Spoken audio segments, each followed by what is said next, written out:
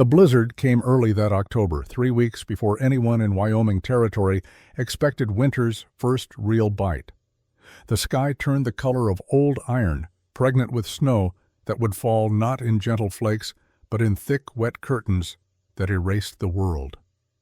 Margaret Chen stood on the platform of Elkhorn Station, watching the last wisps of steam from the departing locomotive dissolve into gray nothing, and understood with sudden clarity that she had made a terrible mistake. The wind cut through her Boston wool coat as if the fabric were paper. She clutched her single leather valise tighter, feeling the familiar weight of her accounting ledger pressed against her hip through the worn material. $11.47. That was all she had left in the world. The train ticket from Boston had cost $48.53. The matrimonial agency had taken $20. The rest had gone to landlords, to the pawnbroker who'd given her $3 for her mother's silver hairbrush, to the grocer who'd let her run a tab those last desperate weeks after the importing company closed its doors. 11:47. She'd calculated it 3 times that morning, sitting in the rattling passenger car as the landscape outside transformed from the familiar brick and cobblestone of civilization to this endless sea of grass and sky. Numbers never lied. Numbers were the only things in Margaret's 26 years that had proven consistently reliable.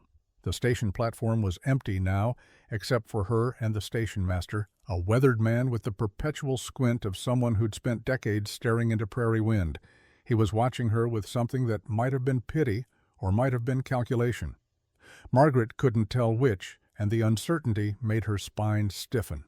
"The Bridger Ranch is 5 miles north," the station master said, his voice nearly lost in the wind. "But I wouldn't recommend walking, not in this weather." Margareta had already done the mathematics. 5 miles. Her pace was roughly 3 miles per hour on flat ground.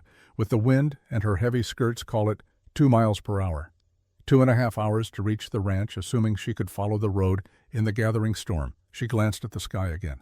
The light had that peculiar quality that came before heavy snow, a kind of luminous dimness that made distance impossible to judge. "Is there a coach for hire?" she asked, though she already knew the answer. She'd watched the only wagon at the station depart 15 minutes ago, heading south toward Cheyenne. The station master shook his head. "Charlie Moss runs the livery. He'll rent you a wagon for $3, but he closed up when he heard the storm warning. Went to his sister's place in town." He paused, measuring her with his eyes. "I could maybe get word to him. He might come back for $10, special circumstances and all." $10, nearly everything she had left. Margaret felt something cold settle in her stomach that had nothing to do with the weather. This was how it worked out here, she was learning. Everything cost more than it should. Every transaction was a negotiation weighted in favor of whoever had the upper hand. "I'll walk," she said. The station master's expression shifted from pity to something harder. "Miss, that's foolish. This storm is going to be a bad one. Temperature's already dropping. You get caught out there, you'll freeze before you make it halfway." Margaret adjusted her grip on the valise and started walking toward the road. Behind her, she heard the station master mutter something that sounded like "stubborn Eastern girl," before the wind swallowed his words entirely. The first mile wasn't bad. The road was clear, a pale ribbon of packed earth cutting through grassland that stretched to every horizon. Margaret had never seen so much empty space in her life. Boston had been walls and buildings, people pressed close together in narrow streets where you could smell your neighbor's dinner cooking and hear arguments through thin apartment walls. Here there was nothing but wind and grass and that vast bowl of darkening sky. The snow started during the second mile, not gradually, but all at once, as if someone had opened a door in the heavens. Fat, wet flakes that stuck to her eyelashes and melted against her cheeks. Within minutes, the road ahead became harder to see. Within 10 minutes, Margaret could barely make out her own feet through the white curtain descending around her. She kept walking. What else was there to do? Behind her lay a train station with a station master who'd probably charge her $10 just to wait inside. Ahead lay the ranch, the man who'd agreed to marry her, and something that might be called a future if she squinted hard enough. Except the man who'd agreed to marry her was dead. The letter had been waiting at the Elkhorn post office, forwarded from Boston. Brief and unsigned, just a few lines in careful script. "William Bridger passed away. September 10th, from injuries sustained in a riding accident. His brother Samuel has been notified. Margaret had read it 3 times on the platform before the full meaning settled over her like wet snow. Dead. The man whose letters she'd read and reread, whose careful words about needing a wife who understood numbers more than cooking, whose photograph showed a serious face with kind eyes. Gone. But the letter had said his brother Samuel had been notified, and William's last letter, written 2 weeks before his death, had mentioned Samuel. My younger brother runs the ranch with me. You'll find him gruff but good-hearted. He lost his wife 4 years back and has been raising his son alone. Between us, we've made a decent operation, but we need help with the business side. I'm afraid neither Samuel nor I have much head for figures. Margaret had bought the train ticket anyway. What choice did she have? Return to Boston with no job, no family, no prospects. At least in Wyoming there was a ranch, a brother, a child who needed a mother. At least there was the possibility of being useful. The cold was serious now. Margaret's fingers had gone numb inside her gloves. Her feet in their Boston shoes, never designed for walking through snow, felt distant and clumsy. The valise seemed to gain weight with every step, the ledger inside it pressing against her hip like accusation. She'd brought her tools, her skills, everything she'd learned working 14-hour days at Chen's Import Company, adding columns of figures while her father negotiated prices with sea captains and merchants. All those years of learning, of proving she was as good with numbers as any man. Worth something. Had to be worth something. The road disappeared. Margaret stopped turning in a slow circle, seeing nothing but white in every direction. The wind had picked up, driving the snow horizontal, stealing her breath. She'd lost the path. Somehow, in the last few minutes of stumbling forward with her head down against the gale, she'd wandered off the road into open prairie. Panic tried to rise in her throat. She forced it down with the same iron discipline she'd used to control fear every other time in her life. When her mother died and left her alone at 22, when the company closed and took her salary with it, when she'd stood in line at the matrimonial agency waiting to pay $20 to be matched with a stranger 1,000 miles away. Think, she said aloud, her voice immediately torn away by wind. Calculate. She'd been walking roughly north before she lost the road. The wind was coming from the west, hitting her left side. If she kept the wind on her left and walked forward, she should be heading generally north. The ranch was north. Simple geometry. She could do this. Margaret started walking again. Time became strange. Minutes felt like hours. Her feet were definitely numb now, her face burning with cold. The valise handle cut into her palm, but she couldn't feel it anymore, just a distant sensation of pressure. Snow had worked its way inside her collar, melting against her neck in cold rivulets that made her shudder. She thought about her father. Chen Wei had come to San Francisco in 1852, part of the Great Wave, seeking gold. He'd found no gold but had found work, had learned English, had eventually opened a small laundry that became a successful import business. He'd married Margaret's mother, an English seamstress, in 1856. Their marriage had been scandalous to both communities. Half-Chinese Margaret had been born into that scandal, never quite belonging anywhere. Her father had taught her accounting because he said numbers were the one universal language. A column of figures looked the same whether you were Chinese or English or American. Addition didn't care about the color of your skin. Margaret had believed him. She'd made herself indispensable at Chen's Import Company, managing books for a dozen different merchants, proving her worth in neat columns of balanced accounts. Then her father had died, then her mother. Then the company, without Chen Wei's steady hand, had collapsed under debts Margaret had only discovered after it was too late to fix. She stumbled, caught herself, kept walking. The wind howled. The snow fell. Margaret's thoughts grew slower, thicker, like molasses in winter. She didn't hear the voice at first. It came from somewhere to her right, muffled by wind and snow. She turned, seeing nothing but white. "Over here." Louder now, closer. "Follow my voice." Margaret tried to call out, but her jaw was too cold to work properly. She stumbled toward the sound, one foot after another, clutching her valise like a lifeline. A shape emerged from the storm, tall, broad-shouldered, wrapped in a heavy canvas coat and wool scarf that covered everything below his eyes. Those eyes were pale blue, visible even through the driving snow, fixed on her with an intensity that made something in Margaret's chest loosen despite the cold. "I've got you," the man said, and his voice was rough but solid, the kind of voice that didn't waste words. He reached for her, and Margaret felt strong hands close around her arms, steadying her when she swayed. "Can you walk?" Margaret tried to answer, but her teeth were chattering too hard. She managed a nod. "Hold on."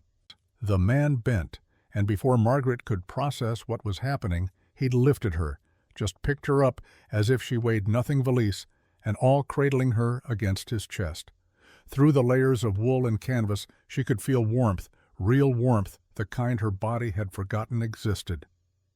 "Ranch is 1/2 mile," the man said more to himself than to her.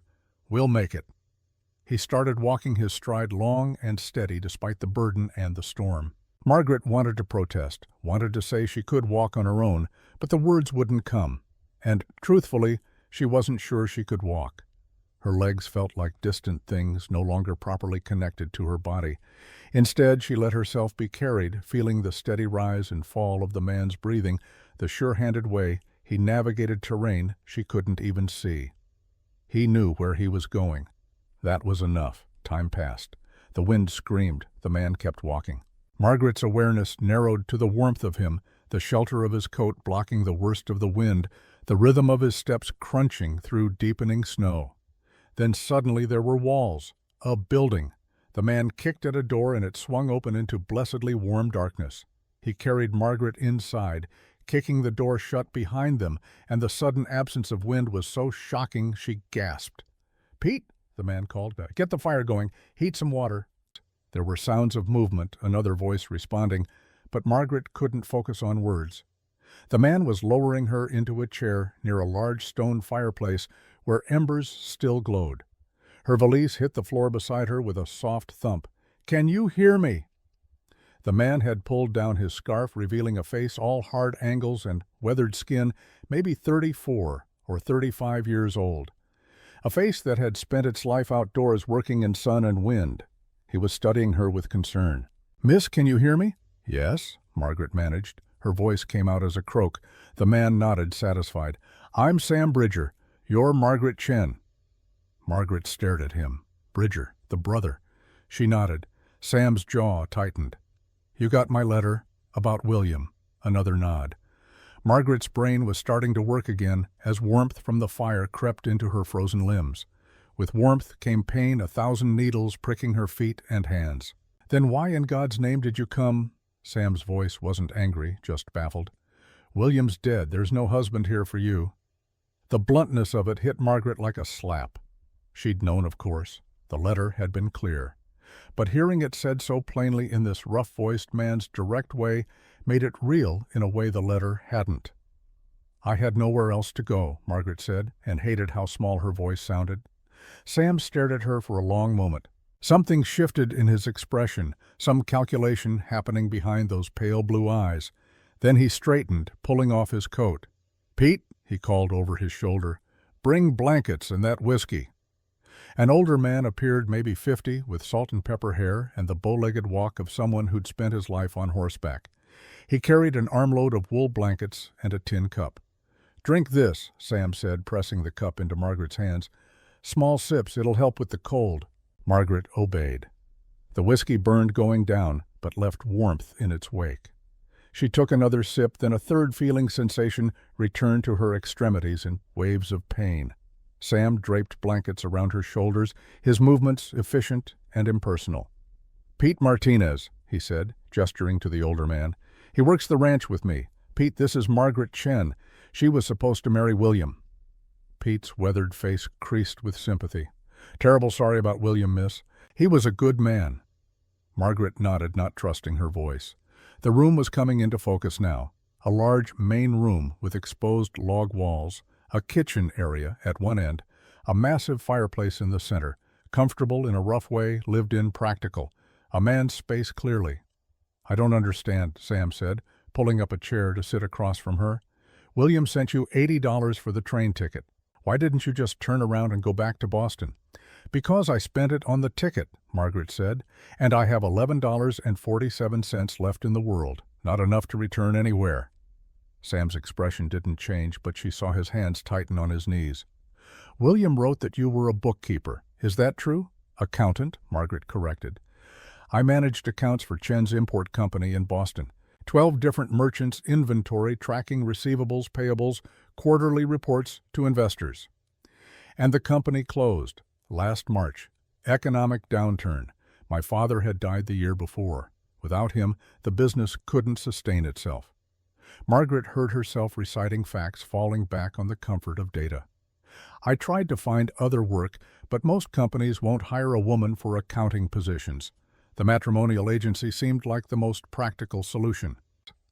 Sam was quiet for a moment, studying her with an intensity that made Margaret want to squirm. Finally he said, "I'm going to be straight with you, Miss Chen. This ranch is in trouble. William handled the business side, and I never paid much attention to it. After he died, I started looking at the books." He paused. "We owe Elkhorn Bank $2,800. Payment is due December 31st. If we can't pay, they foreclose." Margaret's mind immediately started calculating despite her exhaustion. Late October now, 2 months, $2,800. She'd need to see the accounts, understand the assets, the typical seasonal income from cattle sales. "Show me the books," she said. Sam blinked. "What?" "Your accounting books. Ledgers, receipts, bills of sale. I need to see them to assess the situation." "Miss Chen, you just nearly froze to death in a blizzard. Maybe we should talk about this tomorrow." Margaret pulled the blankets tighter around her shoulders and met Sam's eyes. "Mr. Bridger, I came here to marry your brother and help manage this ranch. Your brother is dead, but the ranch still needs help. I have skills you need, and you have shelter I need. Show me the books. We can figure out the rest later." For the first time, something that might have been respect flickered across Sam's face. He stood. "Pete, make sure Miss Chen has food and a warm place to sleep. I'll get the ledgers." He disappeared through a doorway. Pete busied himself at the stove pulling out bread and cold meat and cheese. Margaret accepted the food, gratefully eating with the automatic efficiency of someone who'd learned not to waste meals. Sam returned carrying a wooden box. He set it on the table near Margaret's chair and opened it. Inside was chaos. Papers stuffed in no particular order, receipts, mixed with bills, mixed with hastily scrawled notes. Margaret felt her accountant's soul recoil at the disorder. "William kept everything," Sam said, sounding almost apologetic. "He just wasn't organized about it." Margaret reached into the box, pulling out a handful of papers, a bill from the feed store. A receipt for 72 head of cattle sold to a buyer named Jake Hollis. A promissory note for $1,500 at 6% interest. She sorted them automatically, her hands moving with practiced precision, even though her fingers still ached from the cold. "I'll need a table," she said, "and lamp oil. This is going to take time." Sam exchanged a glance with Pete. Something passed between them, some wordless communication Margaret couldn't interpret. Then Sam nodded. "There's a room off the kitchen. Used to be William's office. You can work there. But Miss Chen, we need to talk about something first." Margaret looked up from the papers. Sam's expression was serious, almost grave. "Wyoming law says a woman can't own property alone. When William died, the ranch title went to me. If something happens to me, it goes to my son Danny. You understand there's no legal way for you to inherit, even if you were to marry me." Margaret felt something cold settle in her chest that had nothing to do with the lingering chill. "You're saying I have no claim here." "I'm saying the law gives you no claim. But I'm also saying this ranch will fail without someone who understands numbers. William knew that. It's why he sent for you." Sam paused, choosing his words carefully. "I have a proposal.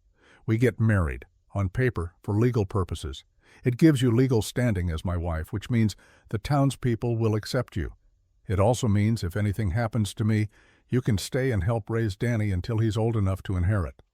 "In exchange for what?" Margaret asked, because she'd learned years ago that every arrangement had terms. "In exchange, you do what William hired you for. Fix the books. Figure out how to pay off the bank. Help me keep this ranch running." Sam's pale eyes held hers. 1 year, that's the contract. After a year, if you want to leave, you're free to go. I'll give you $300 and passage wherever you want." Margaret did the mathematics automatically. $300 was enough to return to Boston and live for perhaps 6 months while she searched for work. It was also more money than she'd ever had at one time in her life. "What about your son?" she asked. "How old is he?" "7, Danny." Sam's expression softened slightly. "He lost his mother when he was 3, doesn't remember her much. He's a good boy, but he needs steadiness. He needs someone who won't just up and disappear." "I don't disappear," Margaret said quietly. "I'm practical and I'm reliable and I honor my commitments.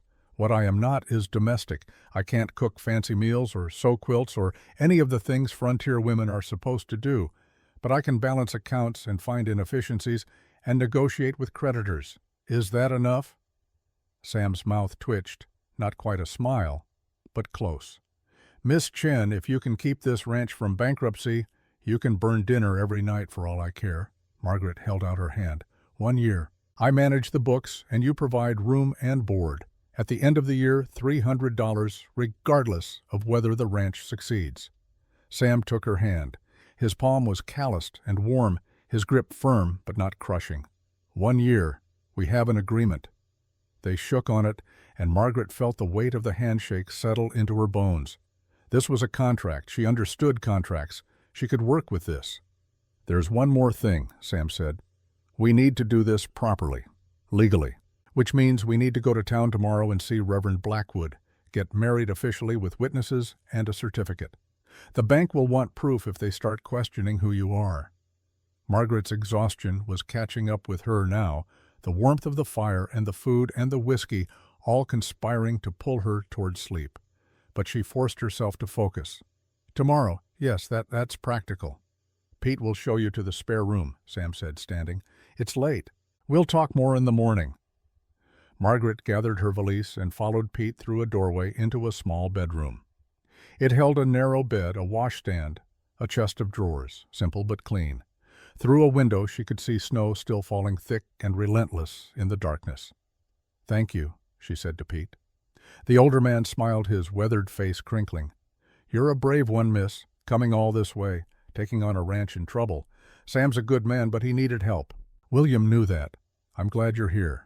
After Pete left, Margaret sat on the edge of the bed and opened her valise.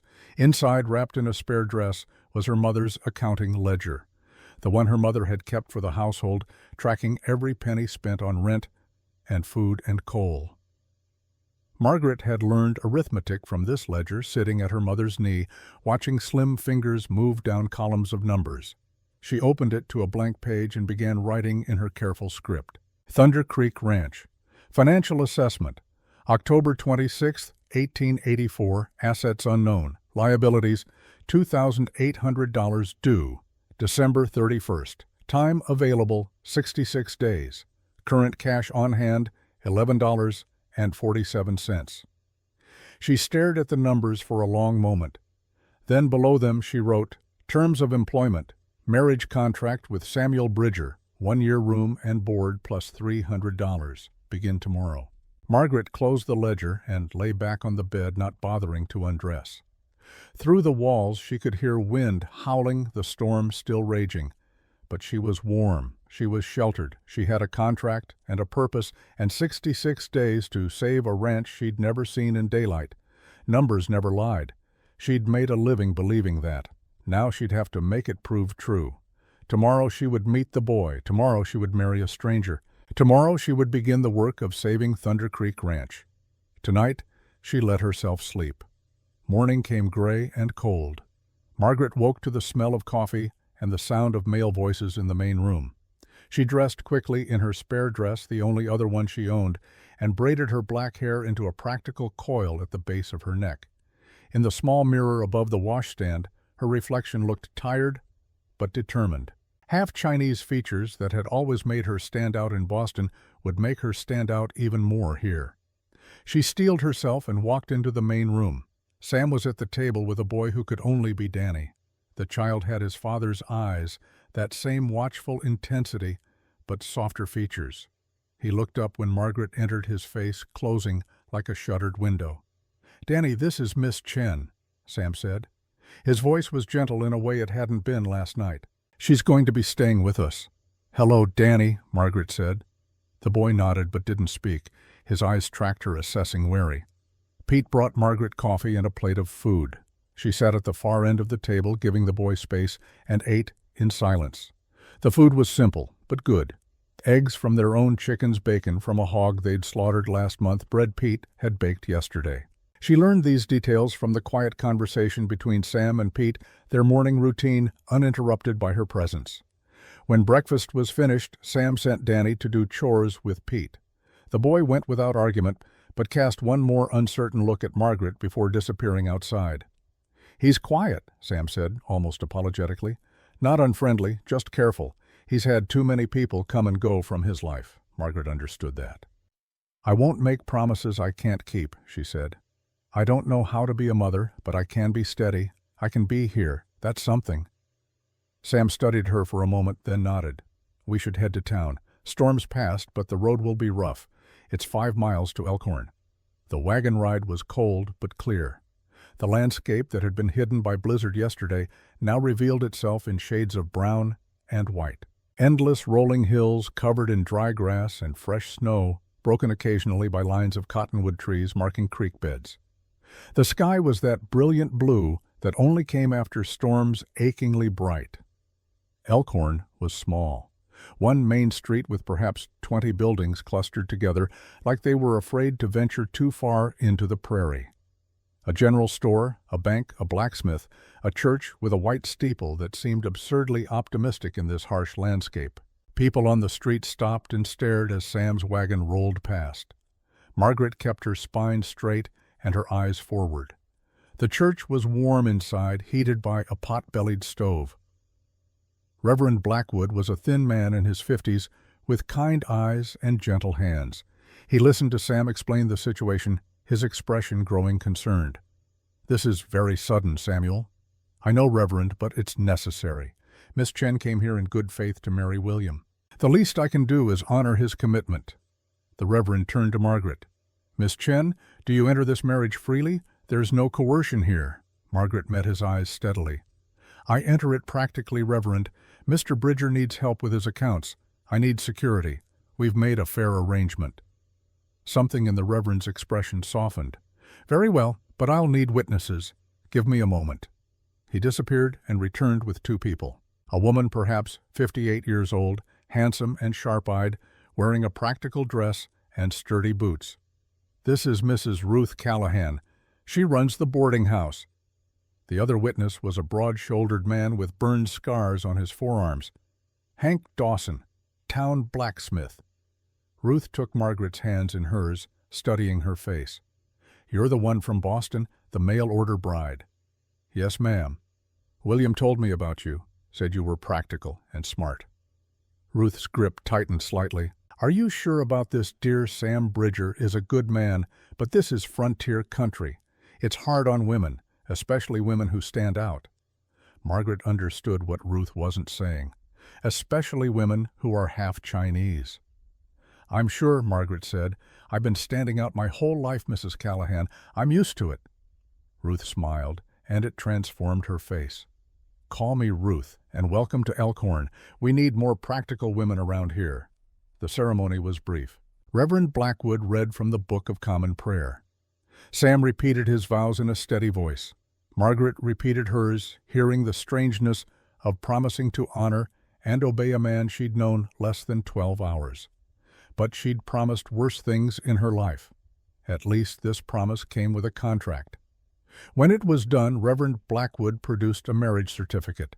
Samuel Bridger and Margaret Chen joined in holy matrimony October 27, 1884. Ruth and Hank signed as witnesses. The Reverend pressed his seal into red wax at the bottom. "That's $5, the Reverend said apologetically, "for the certificate and the service."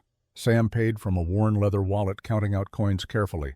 Margaret noticed how thin the wallet was, how Sam's jaw tightened as he handed over the money. $5 mattered to him. That told her everything she needed to know about the ranch's finances. Outside the church, Ruth caught Margaret's arm. "Come by the boarding house tomorrow. I'll introduce you to the other women in town. You're going to need friends, Margaret. This country is too hard to face alone." Margaret nodded, touched by the kindness. "Thank you." On the wagon ride back to the ranch, Sam was quiet. Margaret let the silence stand, watching the landscape roll past. She was married now. Margaret Bridger, no longer Chen. The name felt strange, like a coat that didn't quite fit. "There's something you should know," Sam said finally. "About Danny's mother, about Anna." Margaret waited. "She died in childbirth, trying to give me another son." Sam's hands tightened on the reins. "Danny was 3, old enough to remember her dying, not old enough to understand why. He's been afraid ever since that everyone he loves will disappear. His mother, William. Now you show up a stranger. He doesn't know what to do with that." "I won't pretend to be his mother," Margaret said. "But I won't disappear either, not for a year at minimum. That's the contract." Sam glanced at her. "You're very focused on the contract. Contracts are clear. They have terms and conditions. They don't rely on feelings or promises that can't be kept." Margaret pulled her coat tighter against the cold. "I learned young that feelings are unreliable. Numbers are reliable. Contracts are reliable." "And what about people?" Sam asked quietly. "Are people reliable?" Margaret thought about her father, who'd worked himself to death trying to build something lasting. Her mother, who'd died of influenza because they couldn't afford a doctor. William, who'd promised her a future and then died before she arrived. "No," she said. "People die. Contracts at least acknowledge that possibility and plan for it." Sam took his time answering, weighing his words. Finally he said, "Anna used to say I was too practical, that I didn't understand romance. I think you and I might get along just fine, Miss Chen." "Mrs. Bridger," Margaret corrected. Sam's mouth twitched. "Mrs. Bridger, right." They reached the ranch as afternoon was fading toward evening. Danny was waiting on the porch, kicking his heels against the wooden steps. When he saw them, he stood watching Margaret with those careful blue eyes. "Danny, Miss Chen and I got married in town," Sam said, climbing down from the wagon. "She's Mrs. Bridger now. That makes her your stepmother, legally speaking." Danny's expression didn't change.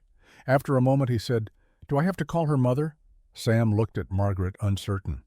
Margaret climbed down from the wagon and walked to stand in front of Danny, keeping a respectful distance. She crouched to bring herself to his eye level. "You can call me Margaret," she said, "or Mrs. Bridger, if that's more comfortable. I'm not here to replace your mother. I'm here to help your father with the ranch accounts, but I'm also here to stay for at least a year, so we might as well figure out how to get along." Danny studied her for a long time. Finally he said, "Can you cook?"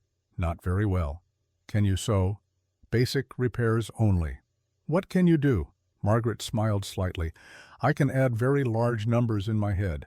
I can spot financial fraud from across a room. I can tell you exactly how much money your father owes and figure out how to pay it back." Danny considered this. "Uncle William said ladies were supposed to cook and sew." "Uncle William was practical," Margaret said. "He understood that different people have different skills. He wanted someone who was good with numbers. That's me. But if you want cookies, you'll have to ask your father or Pete." For the first time, Danny's serious expression cracked into something that might become a smile. "Papa can't cook cookies. They always burn." "Then we'll have to teach him," Margaret said, "or find someone who can. But first, I need to look at some very messy account books. Want to help?" Danny glanced at his father. Sam nodded. The boy looked back at Margaret and said, "I can sort papers. I'm good at organizing." "Perfect," Margaret said. "That's exactly what I need." They went inside together. Sam watched them go, standing alone on the porch as the last light faded from the sky. Behind him, Pete appeared from the barn. "You did the right thing, boss," Pete said quietly. Sam didn't answer immediately. Finally he said, "William knew what he was doing, sending for her. She's not what I expected, but maybe that's good. Maybe that's what we need." "She's got steel in her," Pete observed. "Came through a blizzard and didn't panic. That's rare." "She's going to need it," Sam said. "This ranch is in worse shape than I let on. I don't know if even the best accountant can save us, but at least now Danny has someone else. If the ranch fails, if I can't pay the bank, at least he won't be completely alone." Pete clapped a hand on Sam's shoulder. "Don't borrow trouble. Let the lady do her work. You might be surprised." Instead, Margaret sat at the table in what had been William's office, Danny beside her. The wooden box of papers was open before them. Margaret had already sorted the contents into 3 piles: bills, receipts, and correspondence. "This is a mess. Danny said, echoing Margaret's own thoughts. Yes, Margaret agreed. But messes can be cleaned up. They just take time and patience. Can you read? Danny nodded. Good. Then you can help me sort these by date. Bills in chronological order, oldest to newest. Think you can do that? Danny set to work with surprising focus. Margaret watched him for a moment, then began her own sorting. The receipts told a story, and it wasn't a good one. Cattle sold below market value, feed purchased at inflated prices, small debts accumulating like snow, each one individually harmless but together forming a drift that could bury you. She found the promissory note for the bank loan, $2,800 at 6% interest due December 31st. But there were other debts, too. $320 owed to Elkhorn Feed and Supply, $180 owed to Hank Dawson for blacksmith work, $95 owed to the general store. Margaret did the mathematics in her head. Total debts, $3,395, not $2,800. Sam either didn't know about the additional debts or hadn't wanted to mention them. She pulled out a fresh page in her ledger and began making lists. Assets, liabilities, income sources, expense categories. The familiar structure of accounting was soothing, transforming chaos into order. Margaret, Danny's voice was quiet. She looked up. The boy was holding a letter, his expression uncertain. I found this. It's from Uncle William, to you, but it's not in an envelope. Margaret took the letter. The handwriting was the same as in William's correspondence to her, but the tone was different, less formal, more urgent. Miss Chen, it began. If you're reading this, I'm likely dead. The doctor tells me my heart is failing. I've kept this from Sam because he has enough to worry about, but I need you to know the truth. The ranch debts are worse than I've told anyone. Jake Hollis, the cattle buyer, has been cheating us for years. I discovered this only recently and confronted him. He's offered to forgive some of the discrepancies if I keep quiet.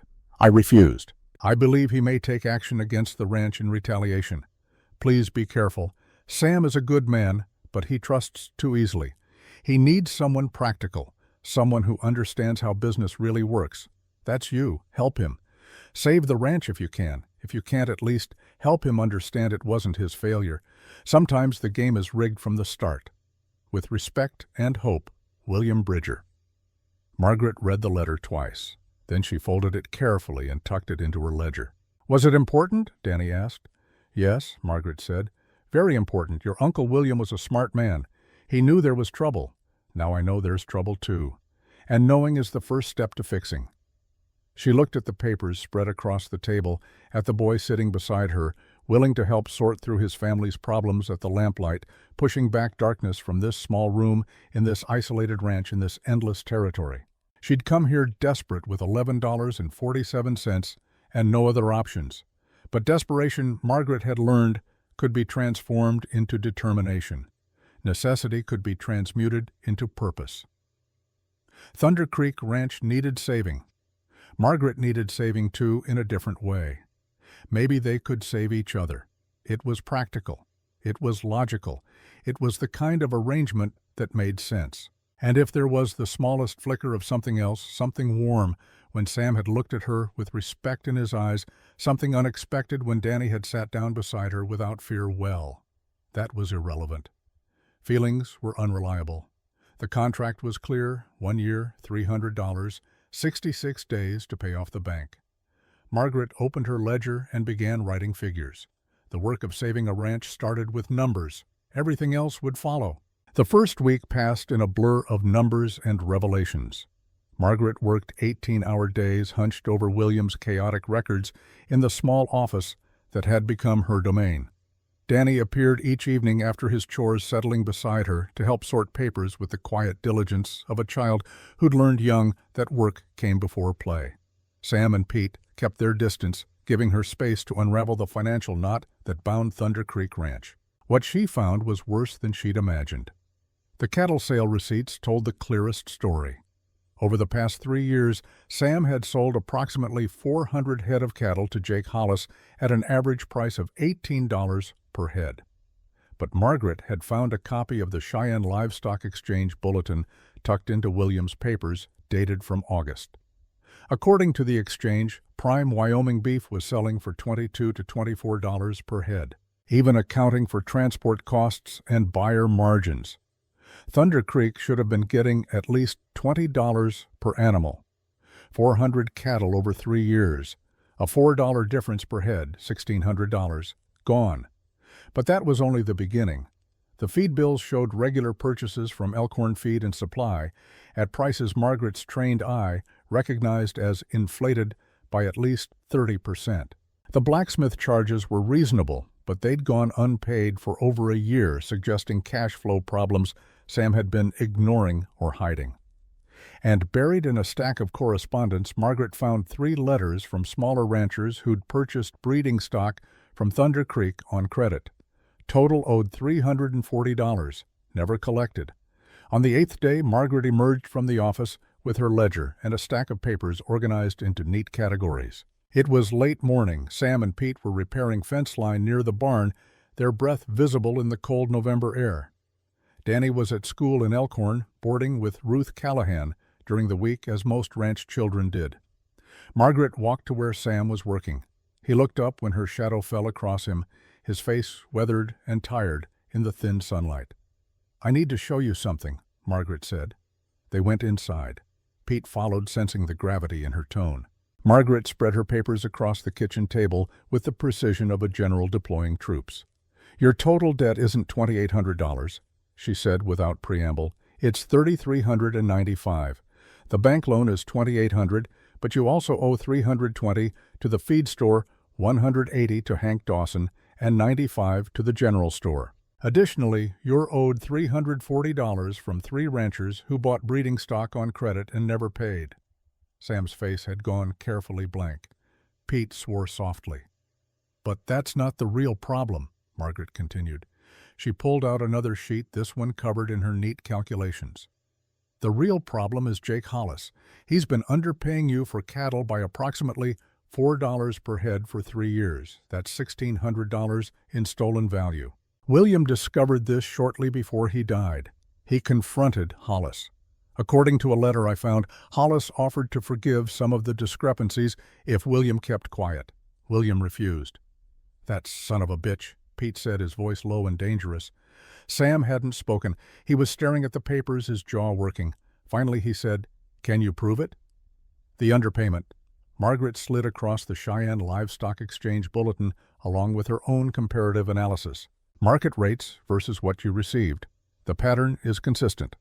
Hollis has been systematically cheating you and probably every other small rancher in the territory who doesn't have someone watching the books. Why didn't William tell me?"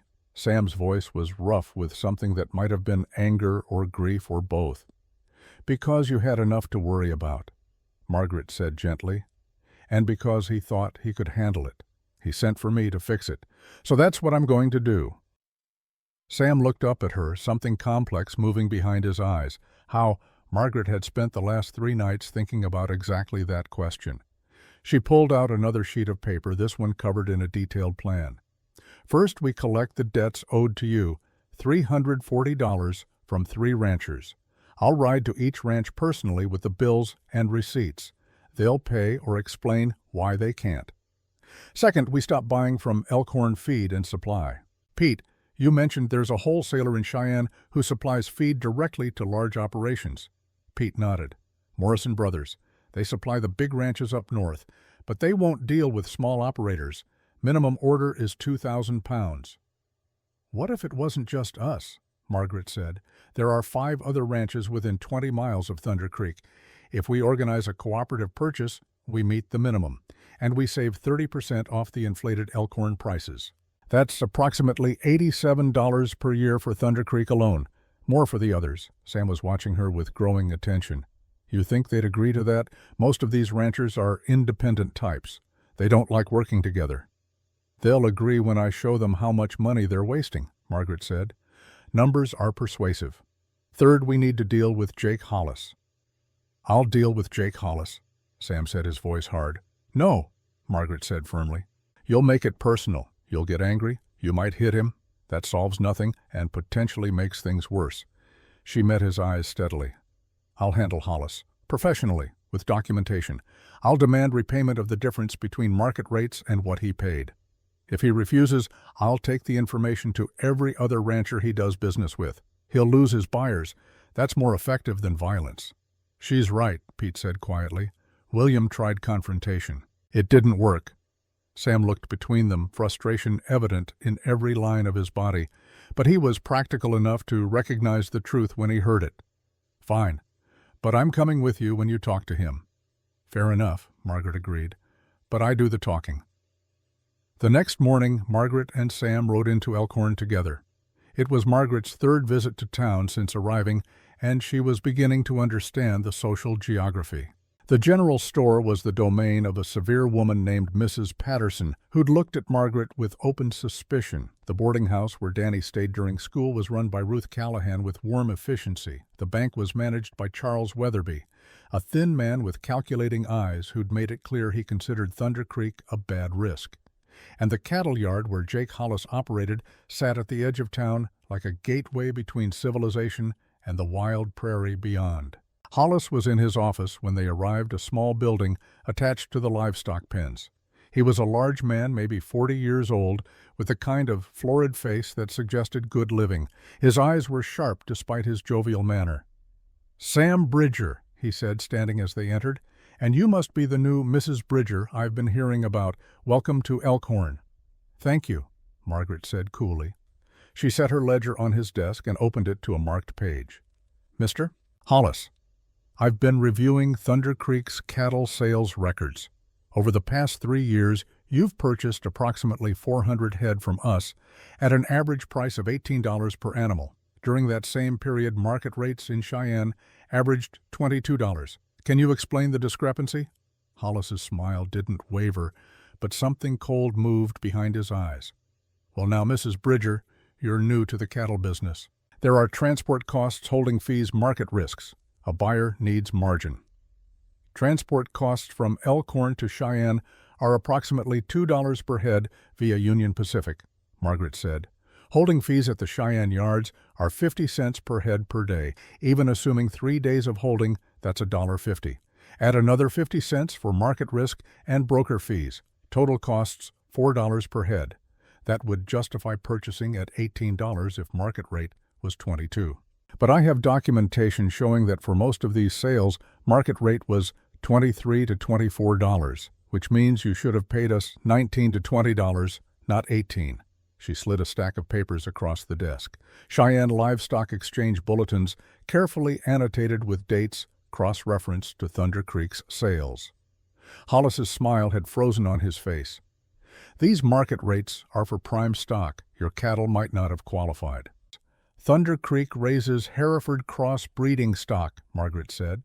"Prime by any standard. And we have certificates of lineage for the breeding bulls.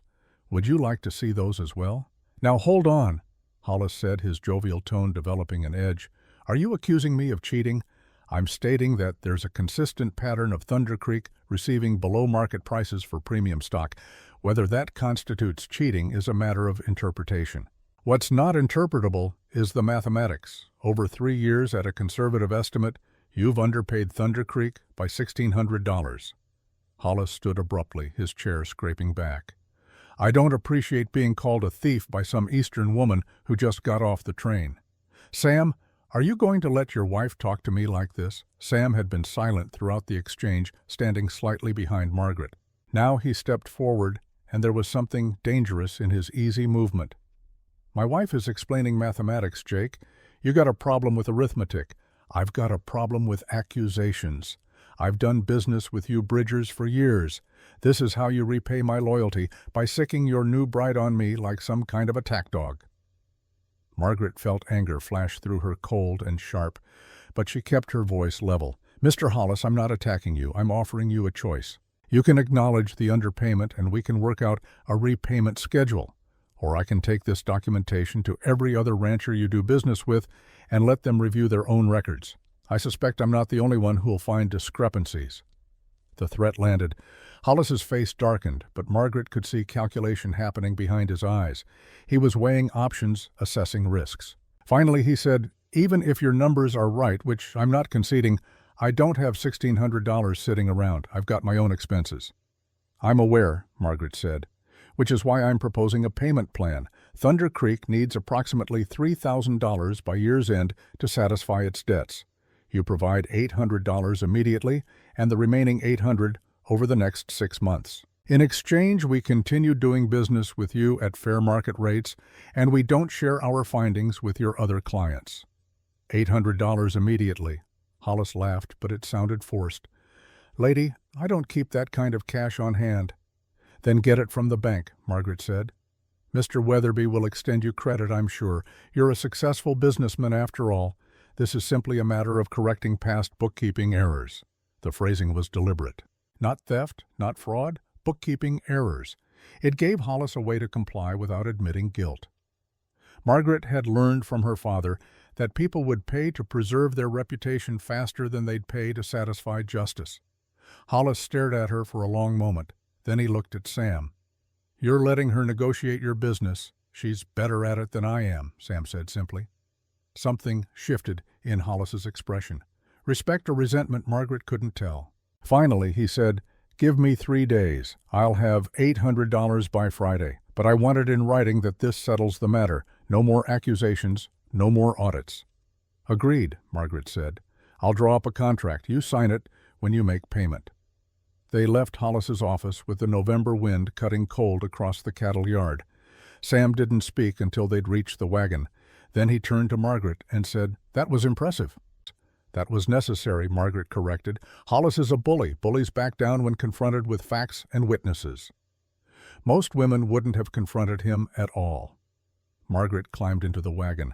Most women are taught to be agreeable. I was taught to balance ledgers. The two skills don't always align. Sam climbed up beside her, taking the reins. As they started back toward the ranch, he said quietly, William knew what he was doing, sending for you. It was the first acknowledgement that maybe possibly she belonged here. Margaret felt something warm unfold in her chest, small but persistent. She didn't respond, just sat beside Sam in comfortable silence as the wagon rattled over frozen ground. That evening, after Danny had returned from school and they'd eaten one of Pete's simple but filling dinners, Margaret spread more papers across the kitchen table. This time, she had a different proposal. I want to organize a meeting, she told Sam. All the small ranchers within 20 miles. Tom Crawford, Ben Silva, the Johnsons, Michael O'Brien, the Hendersons. I'll present the cooperative purchasing plan. If we can get even 3 of them to agree, we'll have enough volume to deal directly with Morrison Brothers in Cheyenne. Tom Crawford won't like it, Pete said. He's old school, doesn't trust new ideas, and he especially won't trust a woman telling him how to run his business. Then I'll need the numbers to be irrefutable, Margaret said. She'd already started working on a detailed cost analysis comparing current feed expenses versus projected savings through cooperative purchase. Can we use the church for the meeting? Reverend Blackwood seems like a reasonable man. I'll ask him, Sam said. But Margaret, you should know, people here are going to be resistant, not just because you're a woman, because you're... He paused, searching for diplomatic phrasing. Because I'm half Chinese, Margaret finished flatly. I know. I've dealt with it my entire life. I'm still better at mathematics than anyone else in this county. Sam nodded slowly. Fair enough. We'll set up the meeting. 3 days later, on a cold Saturday afternoon, 8 people gathered in Elkhorn Church. Margaret had expected resistance, and she got it particularly from Tom Crawford. He was a man in his mid-50s, weathered as old leather, with the kind of rigid certainty that came from 50 years of doing things one way. No offense intended, Mrs. Bridger, Crawford said, after Margaret had explained the cooperative purchasing concept. But I've been ranching in Wyoming for 30 years. I don't need a woman from back east telling me how to buy feed. No offense taken, Margaret replied smoothly, but I'm not telling you how to buy feed. I'm showing you how to buy it cheaper. She'd prepared a detailed chart showing feed costs per ranch. You currently pay $6.50 per 100 pounds of alfalfa hay from Elkhorn Feed and Supply. Morrison Brothers in Cheyenne sells the same quality hay for $4.55 per 100 pounds. The 30% difference is pure markup. Last year, your ranch used approximately 4,000 pounds of supplemental feed through the winter, At current prices, that's $260. At Cheyenne prices, it's $182. You'd save $78. Crawford's jaw worked. And what's Morrison's minimum order? 2,000 pounds, which is why we need cooperative purchase. Thunder Creek uses approximately 2,000 pounds. Your ranch uses 4,000. The Johnsons use 1,500. That's 7,500 pounds right there. More than enough to meet minimum and get bulk discounts. Who manages the money? Asked Ben Silva, a younger rancher with a sharp mind and a struggling operation. If we're all putting in funds for a group order, who holds the accounts? This was the critical question. Margaret had anticipated it. I'll manage the accounts. We'll open a separate bank account at Elkhorn Bank, specifically for the cooperative. Each ranch contributes according to the proportion of feed they're ordering. I'll maintain ledgers showing every deposit and every expenditure. Books will be available for inspection by any cooperative member at any time. If I make a single error, or if a single penny goes missing, you can dissolve the cooperative immediately, and I'll refund all contributions. And what do you get out of this? Crawford asked suspiciously. Thunder Creek saves $87 per year, Margaret said. That's what I get. The same thing all of you get. Lower costs, better margins, more money to invest in breeding stock or land improvements or whatever you choose. Ruth Callahan, who'd attended as an observer, spoke up from the back of the church. I've seen Mrs. Bridger's bookkeeping. She reorganized Thunder Creek's accounts in 8 days. Found debts no one knew existed and money that should have been collected. If she says the numbers work, I believe her. Crawford looked at Ruth, then back at Margaret. Long seconds passed. Finally, he said, I'll need to see your calculations. All of them. I want to verify your numbers myself. Of course, Margaret said, and passed him the folder she'd prepared specifically for this purpose. Detailed cost breakdowns. Morrison Brothers price lists, transport cost estimates. Everything documented and cross-referenced. Crawford spent 10 minutes reviewing the papers while everyone waited. When he looked up, his expression was grudging. Numbers look right, but I still don't like the idea of pooling money. Too many things can go wrong. Then we start small, Margaret suggested. One test order, 2,000 pounds total split between whoever wants to participate. If the savings materialize as projected, we expand. If they don't, we return to individual purchasing, minimal risk. That was the turning point. Starting small was reasonable. Starting small was the kind of cautious Wyoming approach that made sense to ranchers who'd survived through careful planning. One by one they agreed. Crawford Silva, the Johnsons. Not everyone but enough. 3 ranches plus Thunder Creek. 5,500 pounds total. After the meeting, as people filed out into the cold afternoon, Ruth pulled Margaret aside. You did well, Ruth said quietly. Tom Crawford hasn't agreed to a new idea in 20 years. The fact that he's even considering this is remarkable. He agreed because the mathematics are sound, Margaret said. Not because I'm persuasive. Ruth smiled. Sometimes being right is its own persuasion. But Margaret, be careful. Not everyone is as practical as Tom Crawford. There are people in this town who won't like seeing a woman manage money, particularly a woman who stands out. Jake Hollis has friends. Jake Hollis is going to pay Thunder Creek $800 on Friday, Margaret said. His friendship won't mean much after that. $800? Ruth's eyes widened. How did you manage that?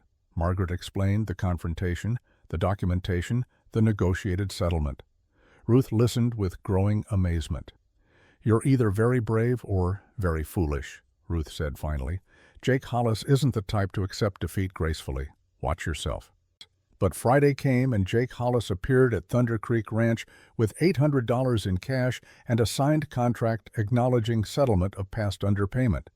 He handed the money to Margaret without meeting her eyes, his jaw tight with suppressed anger. This settles it, he said. We're square. We're square, Margaret agreed. She counted the bills twice, noted the amount in her ledger, and watched Hollis right away without another word. That night, Sam opened a bottle of whiskey Pete had been saving for a special occasion. They sat around the kitchen table, Danny included, while Sam counted out the money in neat stacks. $800, he said, and there was wonder in his voice. Margaret, do you understand what this means? Combined with what we can scrape together from selling cattle and collecting old debts, we might actually make it. We might actually pay off the bank. We're not there yet, Margaret cautioned.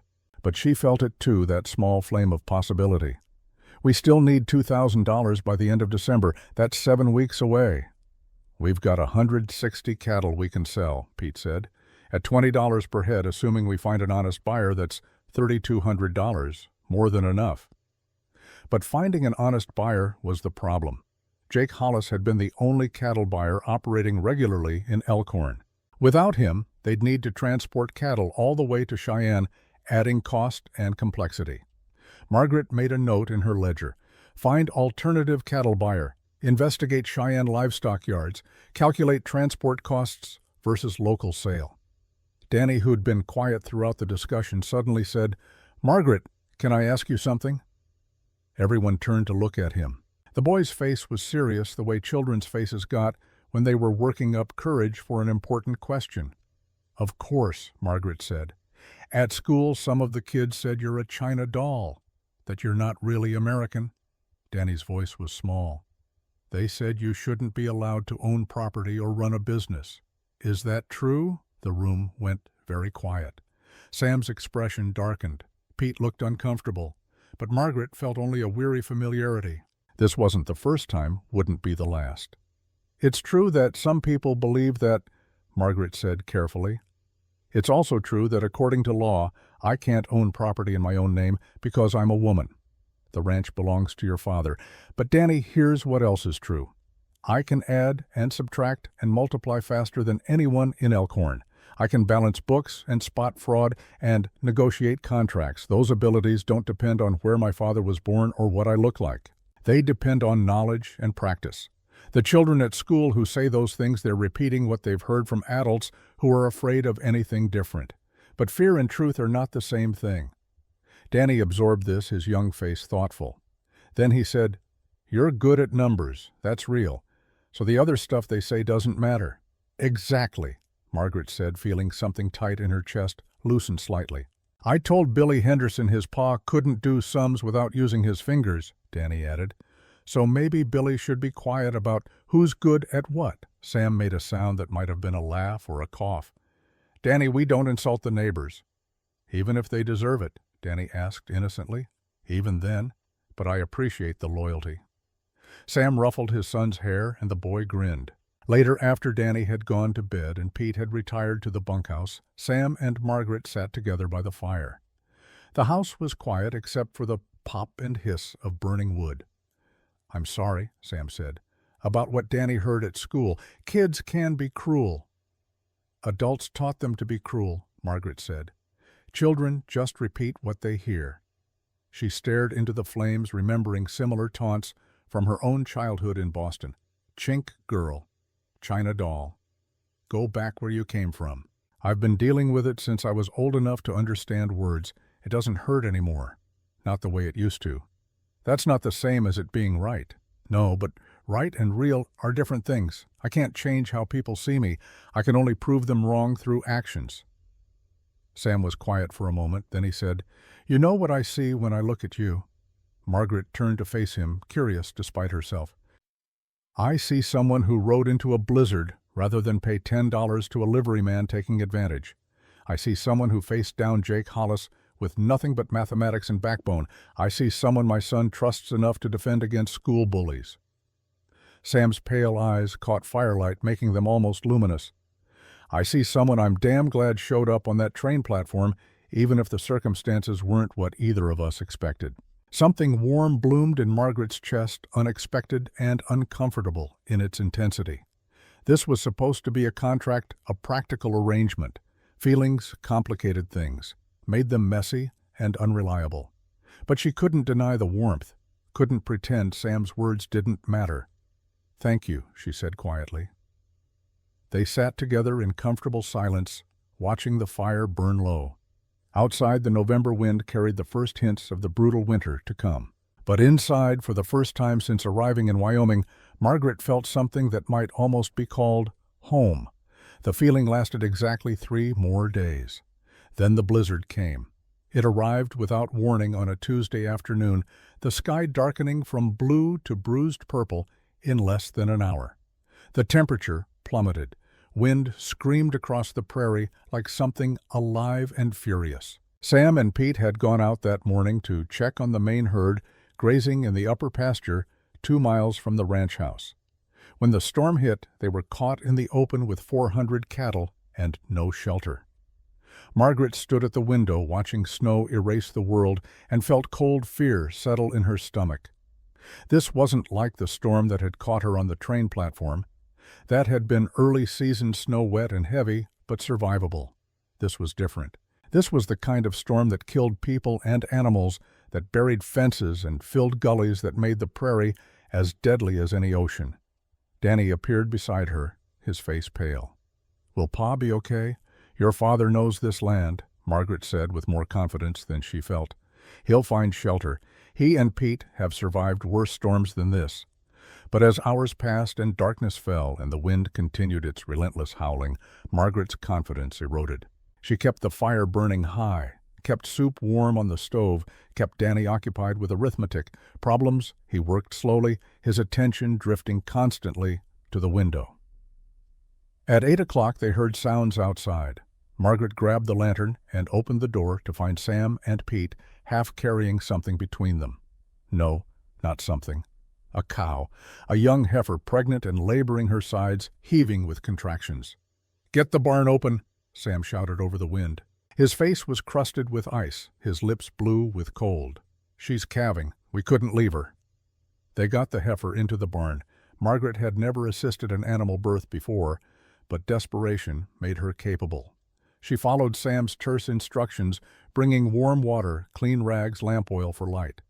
Pete worked on getting a fire started in the barn's small stove, while Sam knelt beside the struggling animal. "She's too young," Sam muttered. "First calf. She's not ready." But ready or not, the calf was coming. An hour passed in tense, exhausting work. Sam's hands inside the heifer trying to position the calf correctly. Margaret holding the lantern steady, her arms aching from the weight. Danny watching from the barn door, his young face tight with worry. Finally, with a wet rushing sound, the calf emerged. Tiny, impossibly fragile, not moving. "No," Sam said, his voice cracked. "Come on, come on." He grabbed handfuls of clean straw and rubbed the calf vigorously, trying to stimulate breathing. Nothing. The small chest remained still. Margaret set down the lantern and knelt beside Sam. She'd read about this once in a veterinary manual her father had kept for some inexplicable reason. She placed her hands on the calf's chest and pressed in a steady rhythm. Compressions, like trying to restart a heart. "What are you doing?" Sam asked. "Something I read about. Just keep rubbing." They worked together, Sam stimulating circulation, Margaret compressing the chest. 30 seconds, a minute, nothing, 2 minutes. Margaret's arms burned.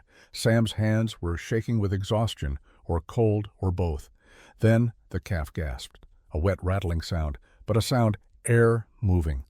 "Again," Margaret said and pressed harder. Another gasp, then a sneeze. Then suddenly the calf was breathing on its own, weak and irregular, but breathing. The mother cow lifted her head and made a low sound, something between relief and exhaustion. Sam sat back on his heels, staring at the calf. "I'll be damned." Pete had appeared beside them at some point. He was grinning. "Nice work, boss. And Mrs. Bridger, that was something. Never seen anything like that." Danny pushed forward, his eyes wide. "Is the baby going to be okay?" "I think so," Sam said. He looked at Margaret, and there was something in his expression that made her pulse jump. Thanks to Margaret. They stayed in the barn another hour, making sure the calf could stand, and Nurse making sure the mother was stable. Outside, the storm continued its assault. But in the barn, warmed by the stove and the heat of the animals, there was a pocket of safety. Finally, when both cow and calf seemed settled, they made their way back to the house through hip-deep drifts. The distance from barn to house was maybe 50 yards. It took 15 minutes of brutal struggle. Inside, Margaret made coffee while Sam and Pete stripped off their frozen outer layers. Danny hovered between them, asking questions in the rapid-fire way of a child processing stress through words. Will the calf have a name? How long until it can walk good? Are all the other cows okay? When can we see it again? Tomorrow, Danny, Sam said. Right now, we all need rest. But before Danny went to bed, he turned to Margaret and said very seriously, You saved Lucky. Lucky? Margaret asked. That's what I'm calling the calf, lucky, because it was lucky you knew what to do." After Danny had finally been convinced to sleep after Pete had headed back to his own quarters, Margaret and Sam sat once more by the kitchen fire. Both were exhausted, muscles aching from the physical labor of the birth and the battle with the storm. "I didn't know what I was doing," Margaret admitted, "with the calf. I just remembered something I'd read once. It might not have worked." "But it did work," Sam said. "You saw a problem and you solved it. Same way you solved the feed purchasing problem. Same way you solved the Jake Hollis problem. You don't panic. You just work the problem until you find an answer." "That's just mathematics," Margaret said. "Every problem has a solution if you can identify the variables." Sam smiled, and it transformed his weathered face. "Most people aren't that practical. Most people panic or give up or pray. You just calculated how to restart a heart." Margaret felt that warmth again spreading through her chest like whiskey. This was dangerous territory. She was starting to care about these people, this place. Starting to think of Thunder Creek Ranch as something more than a one-year contract. "Sam," she said carefully, "what happens after December 31st, after we pay off the bank assuming we can? What happens to us?" The question hung in the air between them. Sam was quiet for a long moment, staring into the fire. "The contract says 1 year," he finally said. "After that, you're free to leave. Take your $300 and go wherever you want, back to Boston or somewhere else." "That's not what I asked." Sam turned to look at her, his pale eyes intense. "What do you want me to say, Margaret?" "That I hope you'll stay.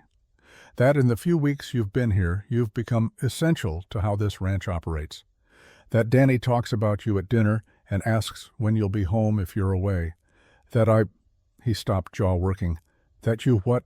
Margaret's heart was beating too fast.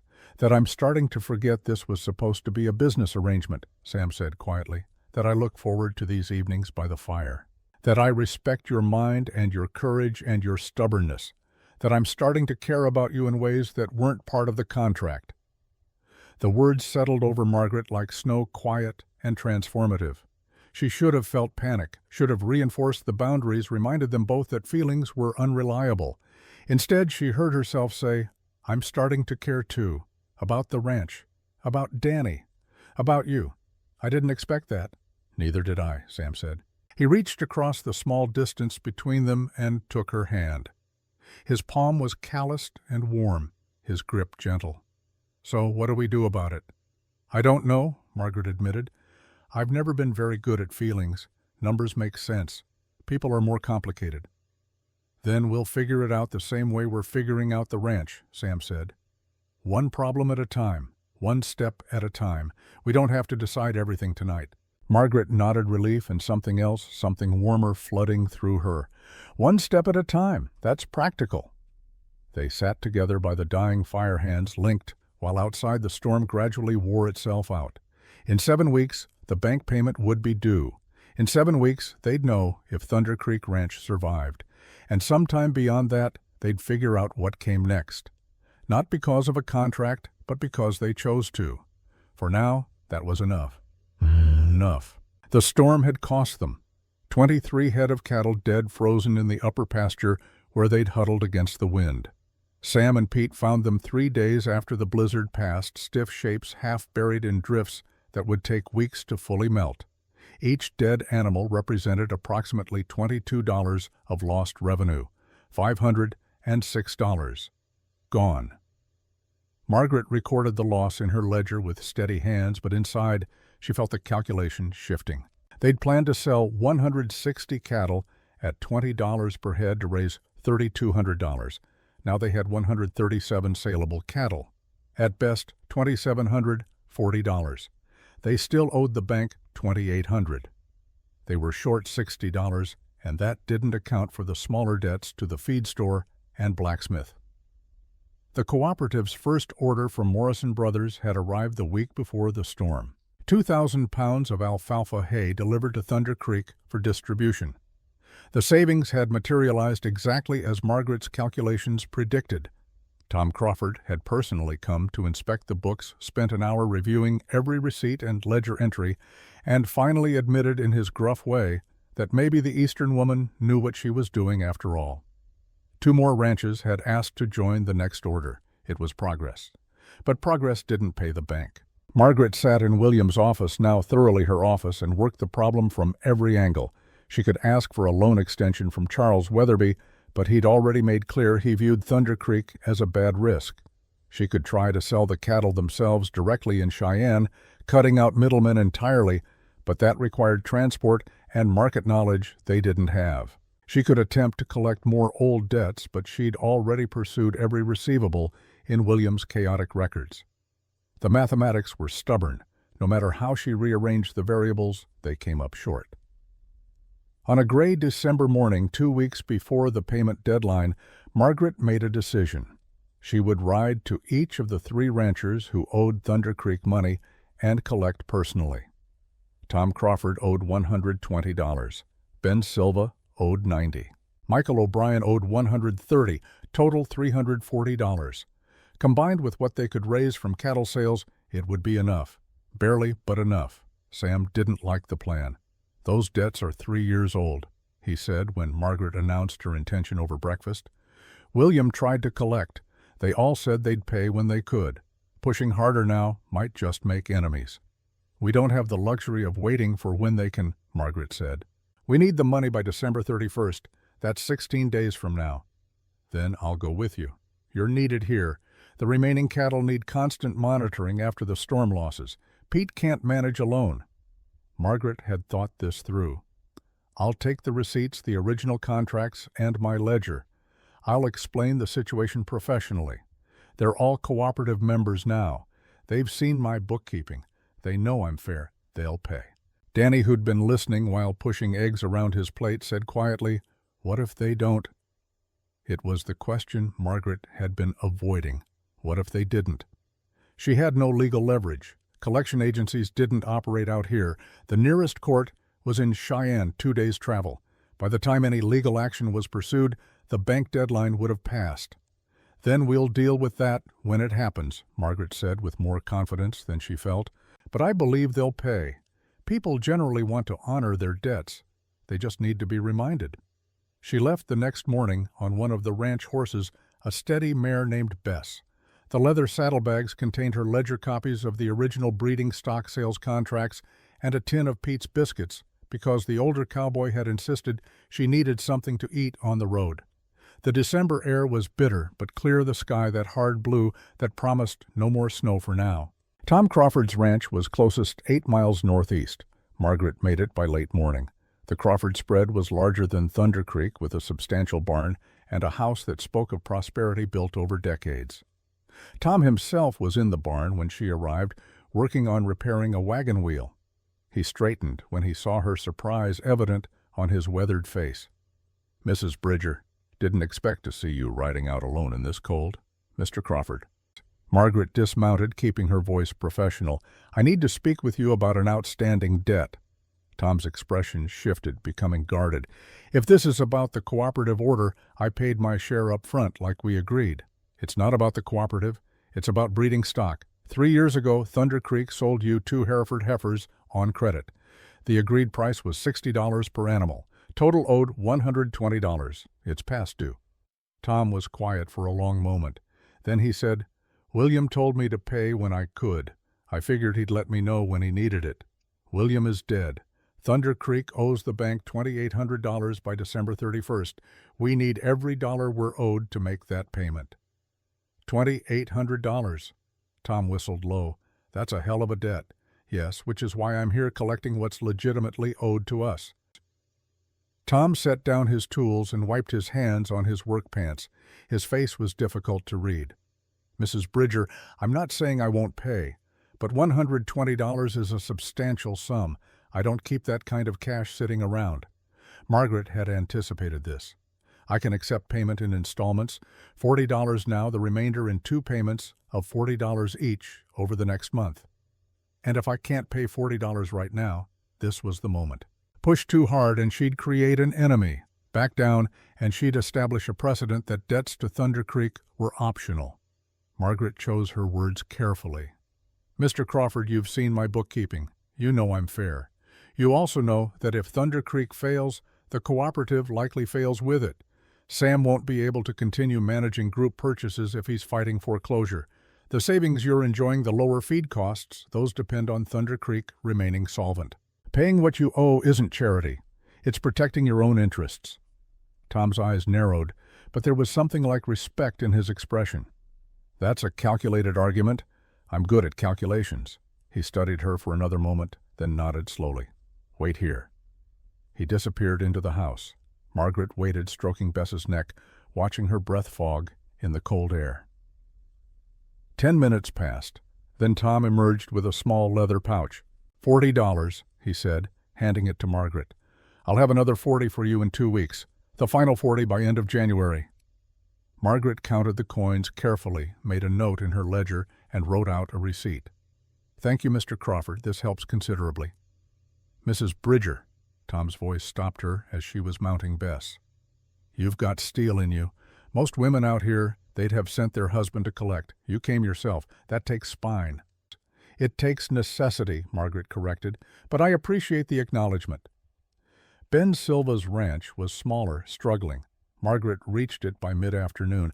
Silva was a young man, maybe 28, trying to build something from nothing. His barn needed repairs. His fences were makeshift. When Margaret explained why she'd come, his face went carefully blank. I don't have $90, Mrs. Bridger. I barely have 90 cents. Margaret could see the truth of it in the worn state of everything around her. The breeding stock you purchased, are they still producing? Yeah. Both heifers have calved twice. Good stock. Then those cattle are worth approximately $160 now. You could sell one, pay your debt, and still come out ahead. Silva's jaw tightened. I need both for breeding. Selling one sets me back years. And not paying your debts damages your reputation and makes it impossible for Thunder Creek to help you through the cooperative. Margaret softened her tone slightly. Mr. Silva, I understand you're building something here. So am I. So is Sam. We're all trying to survive in country that doesn't make it easy. But debts are debts. They can't just disappear because they're inconvenient. Silva turned away, staring at his struggling ranch. When he spoke, his voice was rough. What if I work it off? I'm good with horses, good with carpentry. Thunder Creek needs repairs after the storm. I could provide labor instead of cash. Margaret considered this. They did need help with repairs. Pete and Sam couldn't do everything alone. What's your labor worth per day? $2 is standard for skilled work. 45 days of work then, but we need at least $30 in cash by December 31st. Can you manage that? Silva was quiet for a long time. Finally, he nodded. I can sell some chickens, maybe a pig. I'll get you $30 by the deadline, the rest in labor. Margaret wrote out an amended contract on the spot, both of them signing. It wasn't ideal, but it was something. $30 was better than zero. Michael O'Brien's ranch was the farthest, another 6 miles west. Margaret didn't reach it until nearly sunset. She was cold, tired, and starting to feel the strain of a day spent in the saddle. But she'd come this far. One more collection to make. O'Brien was older, maybe 55, with a hard face and harder eyes. His ranch was prosperous, well-maintained. When Margaret explained her purpose, he laughed. You rode all the way out here to collect a debt from 3 years ago. Lady, you've got nerve. I'll give you that. I also have documentation, Margaret said, keeping her voice level despite the dismissive tone. You purchased a breeding bull and 2 heifers from Thunder Creek in September of 1881. Total agreed price $130. Payable within 2 years. It's now 1884. The debt is overdue by more than a year. William said I could pay when it was convenient. William is dead. I'm managing Thunder Creek's accounts now, and the debt is due. O'Brien's expression hardened. You're Sam Bridger's new wife, right? The Chinese girl from back east. Margaret felt ice settle in her stomach. Here it was, the thing Ruth had warned her about, the thing she'd been dealing with her entire life. But she kept her face neutral. I'm Margaret Bridger, Thunder Creek's accountant. And Sam's wife, yes. Well, Mrs. Bridger, O'Brien leaned against his fence, casual and threatening at once. Here's how things work out here. A man's word is his bond. When William said I could pay when convenient, that was a verbal contract, more important than any paper you're waving. And right now, it's not convenient. Verbal contracts don't supersede written ones. I have your signature on the purchase agreement. And I have friends at Elkhorn Bank. Charles Weatherby and I go back 20 years. You think he's going to take your side over mine if this becomes a dispute? The threat was clear. Margaret could see the calculation. O'Brien was betting that a half-Chinese woman married to a struggling rancher had no leverage against a prosperous, well-connected white man. He was probably right, which meant she needed to change the calculation. "Mr. O'Brien, let me be very clear about something," Margaret said, her voice cold and precise. "If Thunder Creek fails because you refuse to pay a legitimate debt, I will make sure every rancher in the territory knows exactly why. I'll show them the documentation. I'll show them your signature. I'll show them that you had the money but chose not to pay out of spite or prejudice or whatever motivates you. And when those ranchers are deciding who to do business with, who to trust, who to include in cooperative ventures that save them money, they'll remember that Michael O'Brien doesn't honor his contracts." O'Brien's casual stance stiffened. "You threatening me? I'm explaining consequences. You have a choice. Pay what you owe and maintain your reputation, or refuse and accept that your reputation will be damaged. Either way, the debt exists. The only question is what it costs you." They stared at each other across the cold December dusk. Margaret could feel her heart pounding, but kept her face calm. This was poker. This was negotiation. Show no weakness. Finally, O'Brien said, "You've got a mouth on you, lady. I've got facts on my side. The mouth is just for delivery." Something shifted in O'Brien's expression. Not warmth, but perhaps grudging respect. "I'll give you $70 now, the rest by end of January. That's my offer." It wasn't what Margaret wanted, but she knew when to accept a partial victory. 70, now 60 by January 31st. I'll need it in writing. O'Brien went into his house and returned with cash and a hastily written promissory note. Margaret counted the money twice, updated her ledger by the last light of day, and rode away, feeling his eyes on her back, until she was out of sight. The ride back to Thunder Creek in darkness was treacherous. Bess picked her way carefully over frozen ground, guided more by instinct than sight. Margaret's hands were numb despite her gloves, her face burning with cold. But the leather saddlebags now held $140 in cash and contracts for the remainder. Not everything she'd hoped for, but enough. Maybe enough. It was past 9 when she finally saw lamplight through Thunder Creek's windows. The front door opened before she reached the barn. Sam emerged, his face tight with worry that dissolved into relief when he saw her. "Jesus, Margaret, I was about to ride out looking for you." "Got delayed at O'Brien's place. Had to negotiate." Margaret dismounted, her legs shaky from hours in the saddle. Sam caught her elbow when she stumbled. "Did you collect $140 in cash, contracts for the remainder?" Crawford, Silva, and O'Brien all agreed to pay, though O'Brien made it difficult. Sam's eyes darkened. "What did he do?" "Nothing I couldn't handle." Margaret was too tired to explain the confrontation. "Can we discuss the details inside? I'm freezing." Pete had stayed up, coffee hot, and Stu waiting. Danny was asleep but had left a note on the table in careful child's handwriting. "Welcome home, Margaret. Did you get the money?" Something about that simple note made Margaret's throat tight. Welcome home. When had this stopped being a temporary arrangement and started being home? She explained the day's collections while eating Pete's stew. Sam listened, his expression growing darker as she described O'Brien's attitude. "He had no right to talk to you that way. I should ride over there and what?" Margaret interrupted. "Start a fight he paid. Not everything, not willingly, but he paid. That's all that matters." "It's not all that matters. Margaret, you shouldn't have to deal with men like O'Brien alone." "I'm not alone. I have documentation, mathematics, and the knowledge that I'm right. That's more powerful than muscle." She pulled out her ledger and showed him the updated calculations. With the $140 from today, the $800 from Jake Hollis, and what we'll get from selling the remaining cattle, we're looking at approximately $2,900. More than enough for the bank payment and the smaller debts. Sam stared at the numbers, then at Margaret. "You did it. You actually did it." "We did it," Margaret corrected. "You and Pete kept the ranch running while I managed the accounting. That's partnership." The word hung in the air between them, weighted with meaning beyond business. Pete, reading the room, stood and stretched. "Well, I'm for bed. Good work today, Mrs. Bridger. Real good work." After Pete left, Sam and Margaret sat together in the kitchen's warmth. Sam poured them each a small glass of whiskey. "To partnership," he said, raising his glass. "To survival," Margaret replied. They drank in companionable silence. Finally Sam said, "The contract expires March 1st, 3 months from now. Have you thought about what happens then?"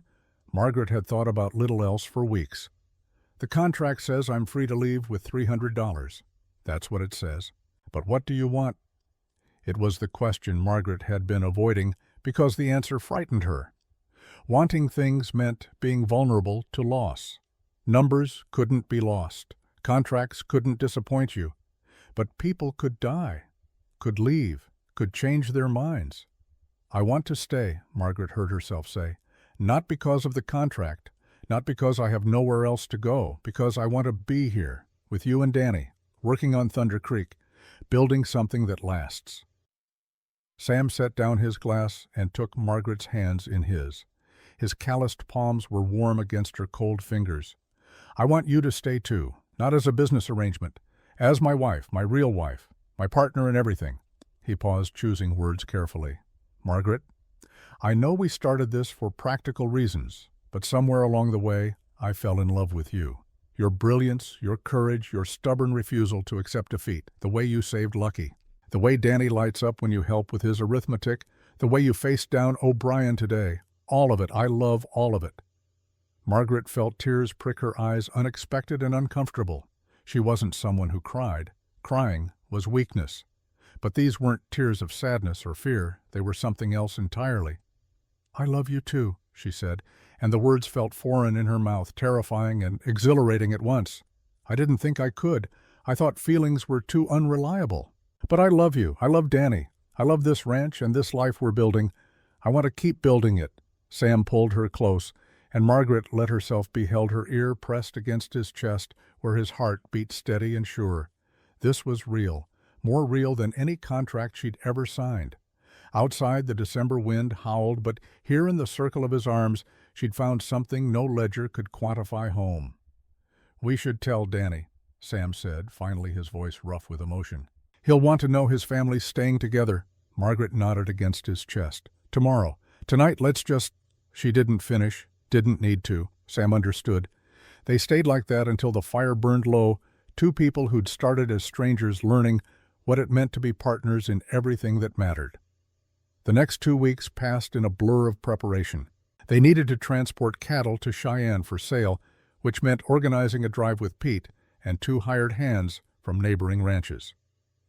Margaret spent hours reviewing Cheyenne livestock exchange procedures, making sure they understood market timing, buyer protocols, proper documentation. Nothing could be left to chance. December 31st arrived cold and clear. Sam, Pete, and the hired hands had left 4 days earlier with 137 head of cattle. Margaret waited at Thunder Creek with Danny working through her ledgers again and again, verifying every calculation. The cattle had sold for an average of $21 per head. Total revenue, $2,877. Combined with the cash already collected, Thunder Creek had $2,917 available, enough to pay the bank's $2,800 plus $400 toward the feed store debt, plus $300 toward Hank Dawson. The numbers were sound, the plan was sound, but Margaret wouldn't feel relief until the bank payment was actually made. Sam returned on the morning of December 31st, riding hard, his face drawn with exhaustion, but his eyes bright. He dismounted and pulled out a leather wallet thick with bills. $28.77, he said. "Best prices I've ever gotten for Thunder Creek cattle." Margaret counted the money 3 times, recorded it in her ledger, and then did something completely unlike her. She threw her arms around Sam's neck and kissed him. When they broke apart, both breathless Danny was watching from the porch with a grin on his young face. "Does this mean we get to keep the ranch?" he asked. "This means we get to keep the ranch," Sam confirmed. They rode into Elkhorn together, all 3 of them. Margaret carried the money in her saddlebags. Sam carried the legal documents. Danny carried the pride of a child whose family had won against long odds. Elkhorn Bank was busy on the last day of the year, ranchers and townspeople settling accounts. Charles Weatherby looked up when they entered, his thin face registering surprise. "Mr. Bridger, Mrs. Bridger, I didn't expect to see you today." "We're here to settle our account," Sam said. Margaret placed the leather wallet on Weatherby's desk. $2,800, payment in full for the outstanding loan. Weatherby's eyes widened. He counted the money, slowly checking each bill. When he finished, he looked up with something that might have been respect or might have been disappointment that Thunder Creek had survived. "This settles the loan," he said. "I'll prepare the discharge paperwork." While they waited, other townspeople noticed. Word spread quickly in small places. Tom Crawford came in to conduct his own business, saw them, and nodded with gruff approval. Ruth Callahan arrived with a basket of supplies, took one look at their faces, and smiled like she'd known all along they'd make it. Weatherby returned with the documents. "Sign here, Mr. Bridger, and here. This confirms full payment and releases the lien on Thunder Creek Ranch." Sam signed with steady hands. Margaret witnessed. Weatherby stamped the papers with his official seal and handed Sam the originals. The weeks that followed brought closure to the smaller debts as well. Tom Crawford appeared at Thunder Creek in mid-January with his second payment of $40, shaking Margaret's hand with rough respect. Ben Silva proved true to his word, spending 45 days that winter repairing fences and barn structures, his carpentry skills worth every dollar forgiven. Even Michael O'Brien, unable to face Margaret directly after their confrontation, sent a courier with the final $60 in late January, along with a terse note, "Debt paid, O'Brien." Margaret filed the receipt with quiet satisfaction. Not every victory required warmth, only completion. "Congratulations," Weatherby said, and there was genuine surprise in his voice. "Most ranches in your position don't recover. You're fortunate." "We're not fortunate," Margaret said quietly. "We're well managed." Outside the bank, people had gathered. News traveled impossibly fast. The Bridgers had paid off their debt. Thunder Creek had survived. It was the kind of story frontier communities loved, evidence that hard work and determination mattered. Reverend Blackwood appeared through the small crowd. "Sam, Margaret, I heard the news." "Congratulations. This calls for a celebration." "We were just planning to head home," Sam said. "It's been a long few months." "Then let us celebrate next week," the Reverend suggested. "A proper gathering. The community would like to show its support." Ruth stepped forward. "Actually, Reverend, I have a thought. Sam and Margaret married in haste out of necessity. Perhaps they'd like to do it properly now, a real ceremony with the whole town as witness."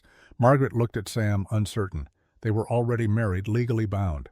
But as she looked at his weathered face, at Danny standing beside them, with hopeful eyes, at the community gathering around them, with genuine goodwill, she understood what Ruth was offering.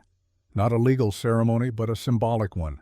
A choice made freely, not out of desperation. "What do you think?" Sam asked quietly.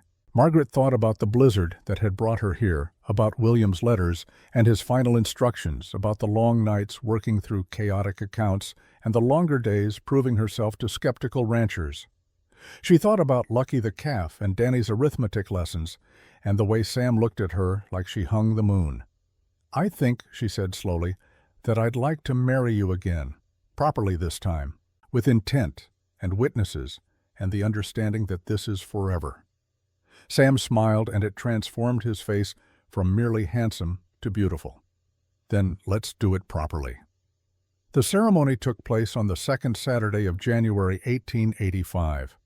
The church was full-packed with ranchers and townspeople, and even people from neighboring communities who'd heard about the Chinese accountant who'd saved Thunder Creek Ranch. Margaret wore a dress Ruth had helped her sew, simple blue wool, but well-fitted and flattering.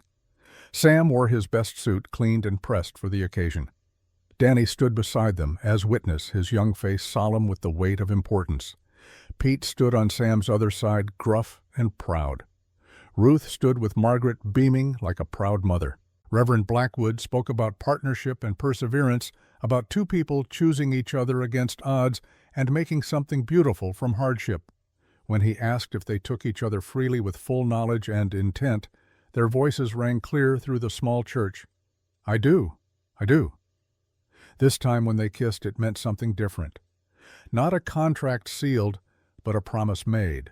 A future chosen deliberately with open eyes and full hearts. The reception at Thunder Creek Ranch was simple but joyful. Tables of food, most of it brought by neighbors. Music from Ben Silva's fiddle and Tom Crawford's surprisingly good harmonica playing. Children running between adults, their laughter bright in the cold air. As evening drew down, Sam found Margaret standing on the porch, watching the celebration with quiet satisfaction. "Happy?" he asked. "Yes," Margaret said, and realized with surprise that it was absolutely true. "I'm happy. Your contract's done in 6 weeks. You're free to leave with your $300 if you want." Margaret turned to face him. "I don't want your $300, Sam Bridger. I want a full partnership. 50% ownership of Thunder Creek Ranch, equal say in all decisions. My name on the deed alongside yours." Sam's eyebrows rose. "That's not legal. Women can't own property in Wyoming territory." "Not yet.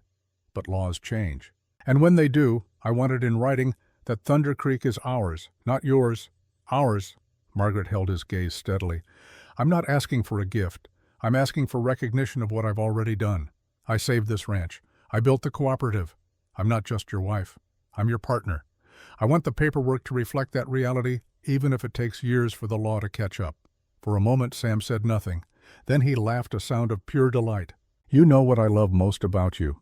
Your absolute refusal to settle for less than you deserve." He pulled her close. "I'll draw up papers tomorrow. Partnership agreement independent of marriage. When the law allows women to own property, you'll already have legal claim." "Deal, deal," Margaret said, and kissed him to seal it.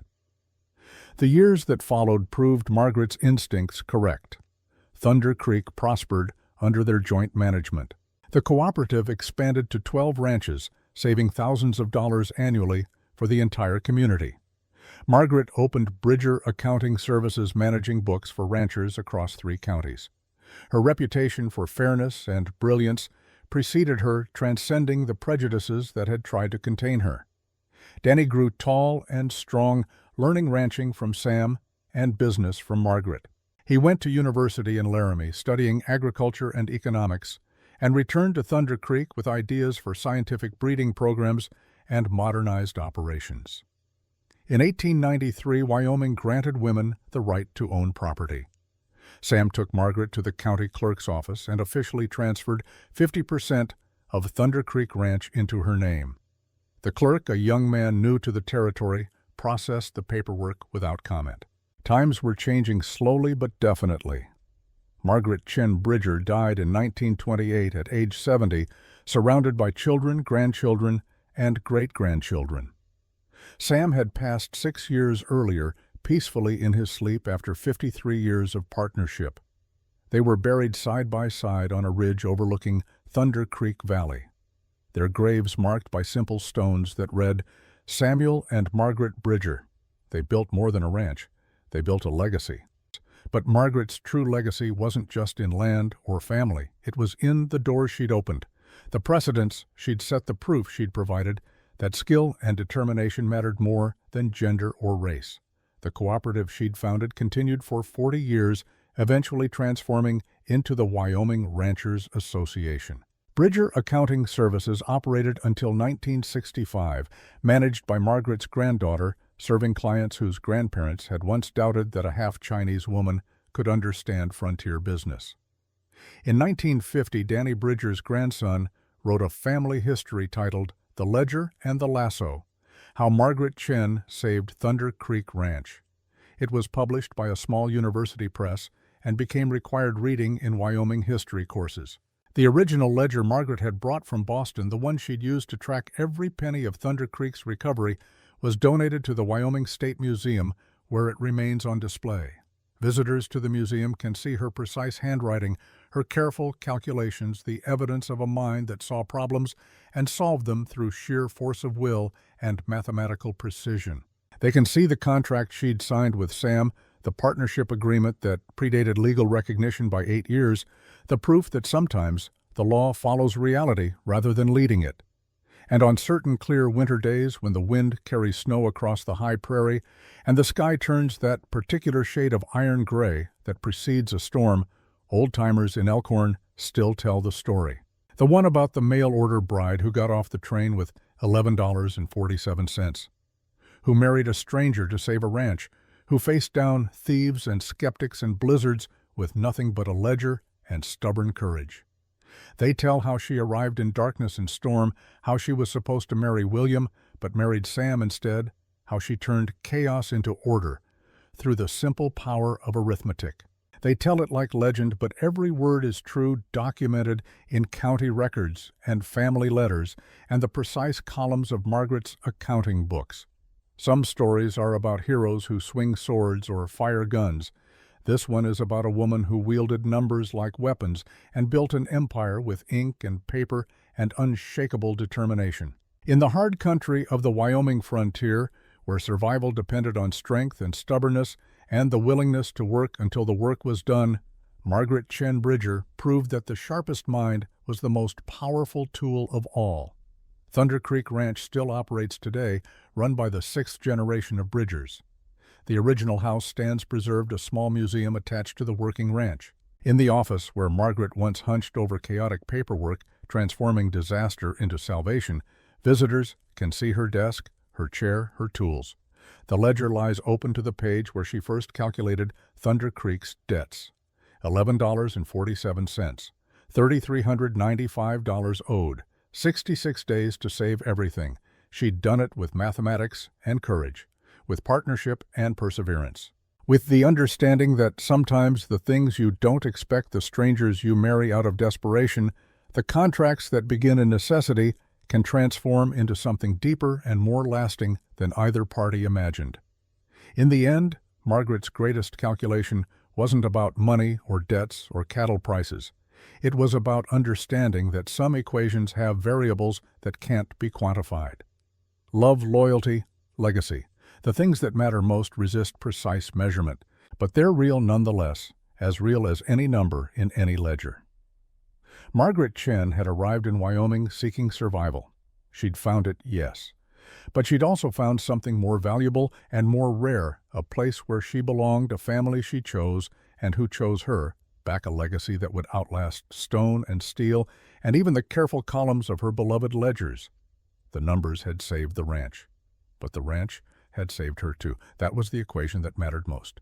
That was the calculation worth making.